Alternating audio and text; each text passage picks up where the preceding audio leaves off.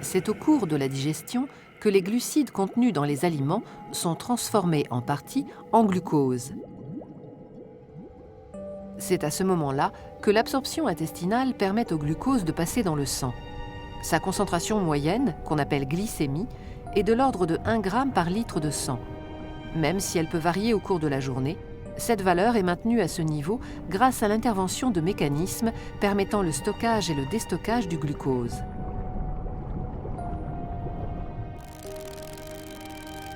Car le glucose, source ou réserve d'énergie, est le carburant de nos cellules, nécessaire à leur fonctionnement.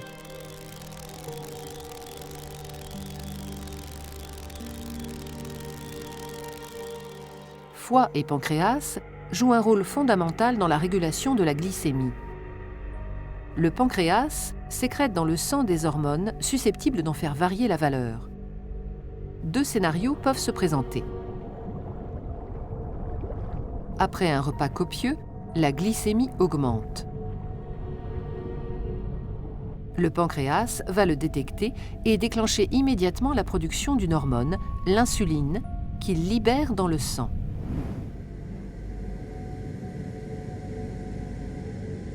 L'insuline, c'est la petite clé qui permettra au glucose de pénétrer dans la plupart des cellules de l'organisme qui en ont besoin pour fonctionner.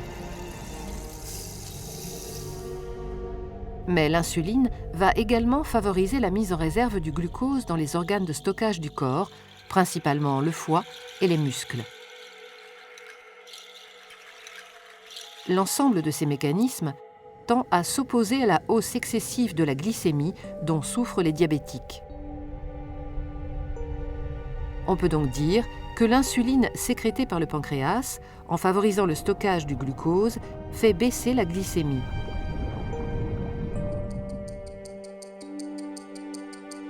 Voyons maintenant ce qui se passe dans le cas contraire, après un jeûne prolongé.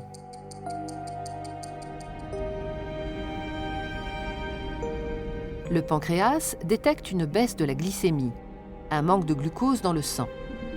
Il se met alors à sécréter une autre hormone, le glucagon, dont l'effet principal est de stimuler la libération du glucose stocké dans les cellules du foie.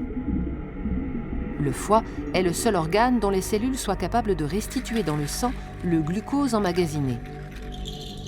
Ce déstockage du glucose va avoir pour effet d'empêcher une hypoglycémie dangereuse.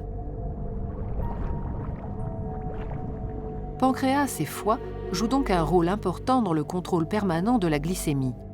Ce contrôle suppose un équilibre satisfaisant entre les 2 hormones antagonistes sécrétées par le pancréas et une gestion fine du stockage-déstockage du glucose dans le foie. Cet équilibre dynamique, qu'on nomme homéostasie, est obtenu grâce à ce système autorégulé à commande hormonale qui s'avère être une authentique mécanique de précision.